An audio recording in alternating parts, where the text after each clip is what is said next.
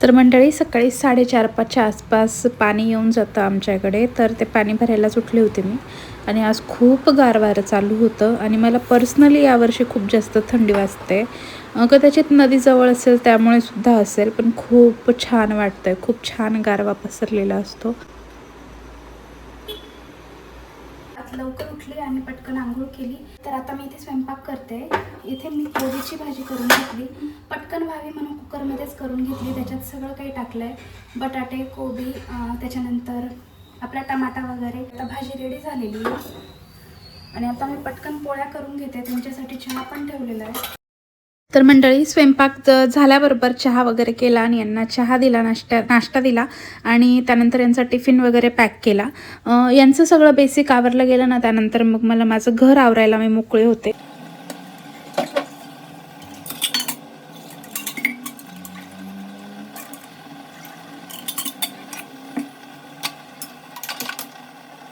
आज दूध घेतलेलं होतं, दूध पण व्यवस्थित तापवून घेतलं आणि एकीकडे दूध तापायला ठेवलेलं आहे आणि म्हटलं किचन ओटा पण लगेच क्लीन करून घेऊया, कारण आज थोडं एक्स्ट्राचं काम करायचं होतं. म्हणून भांडी वगैरे गोळा करून पण काही उपयोग नव्हता.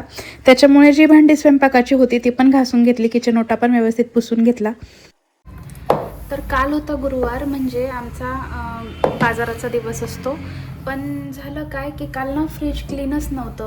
तर मी आता आतून सगळं फ्रीज क्लीन केलेलं आहे. तर आता मी इथे बटाटे टाकून घेते.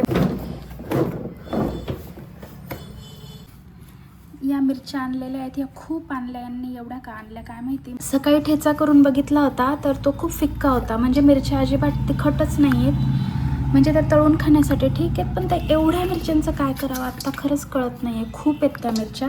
एवढं टोप भरलं आहे, एवढं. एकच बाजारात पिशवी घेऊन गेलं ना तर हा प्रॉब्लेम असतो की सगळा भाजीपाला एकावर एक येतो आणि घरी त्याला खूप निवडावं लागतं. ही कोथिंबीर आहे, ही मेथी आहे, ही पण निवडायची आहे आता मला. आणि ही पुदिना आहे, हा पण निवडून घेते.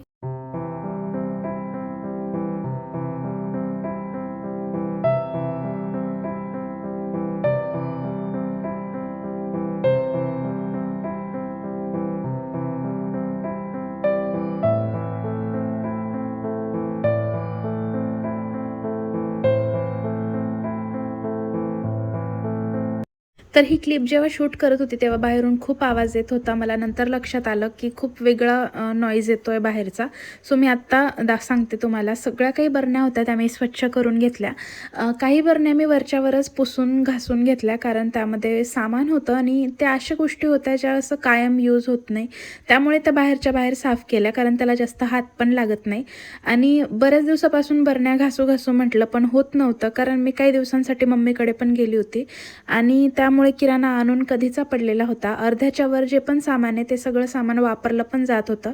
पण आज मी फायनली सगळ्या बरण्या क्लीन केलेल्या आहेत आणि आता याला फक्त मला कोरडं होण्याची वाट बघायची आहे आणि त्यानंतर मी सगळ्या बरण्या मध्ये व्यवस्थित भरून घेणार आहे सगळं सामान आणि तेव्हा कुठे मी फ्री होणार आहे. त्याआधी तुम्हाला फ्रीज दाखवते की मी फ्रीजसुद्धा छान क्लीन केलं आहे. फ्रीज पण दाखवते.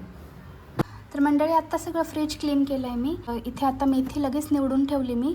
नंतर मग खूप कोमेजून जाता भाज्या, मग बरोबर निवडल्या पण जात नाही. ही ना ही गावठी काकडी आहे आणि मला तर दुधीसारखं वाटलं होतं, पण ही मोठीवाली काकडी आहे. इथे शिमला मिरची, इथे फुलावर आहे. तर असं व्यवस्थित फ्रीज क्लीन केलं आहे मी आत्ता.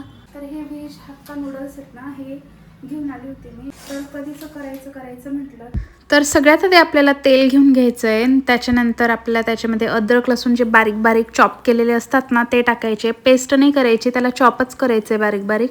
त्याच्यानंतर एक स्लाईस करून आपण एक कांदा चिरतो ना तसा एक उभ्या स्लाईसचा कांदा टाकायचा. शिमला मिरची पण टाकायची आणि यांना आपल्याला जास्त लाल नाही होऊ द्यायचं आहे, कारण चायनीजमध्ये जास्त लाल होऊ देत नाही, जास्त परतत नाही. त्याच्यानंतर थोडंसं माझ्याकडे लाल मिरच्या होत्या, 2-3 लाल मिरच्या टाकल्या मी, थोडंसं तिखट लागावं म्हणून. त्याच्यानंतर सोया सॉस टाकला, सगळं अंदाजेच टाकलं मी. जवळपास 1 चमचाभर सोया सॉस टाकला असेल मी. त्याच्यानंतर 1 चमचाभर लाल म्हणजे रेड चिली सॉस टाकला आणि त्याच्यानंतर 1 ग्रीन चिली सॉस टाकला. असं थोडं थोडं अंदाजानेच घेतलं आणि व्यवस्थित त्याला स्टर करून घेतलं. आणि ती जी आपली स्लरी जी होती ना कॉर्नफ्लॉवरची, ती स्लरीसुद्धा मी यामध्ये ॲड करून घेतली आणि व्यवस्थित आता याला चाळून घ्यायचं आहे आपल्याला. आणि मी ऑलरेडी नूडल्स बॉईल करून ठेवले होते. बॉईल करून झाले लगेच त्यांच्यात गार पाणी टाकून ठेवलं होतं की ते जास्त ओव्हर कुक होऊ नये म्हणून. तर लगेच ते पण त्यात सोडून घेतले आणि व्यवस्थित त्याला मिक्स करून घेतलं सगळं. कोणतीही उलटणी किंवा काही न वापरता जर आपण पोळीचा चिमटा जो असतो त्याच्याने सुद्धा जर केलं ना, म्हणजे व्यवस्थित मिक्स केलं ना, तर नूडल्स तुटत नाही आणि ते पण छान ऑप्शन आहे. तर व्यवस्थित त्याच्याने तर अजून छान मिक्स होतं. तर खूप इझी असतात हे नूडल्स आणि खूप फास्ट पण होतात. नंतर थोडंसं सॉल्ट ॲड केलं आणि डन झाले होते.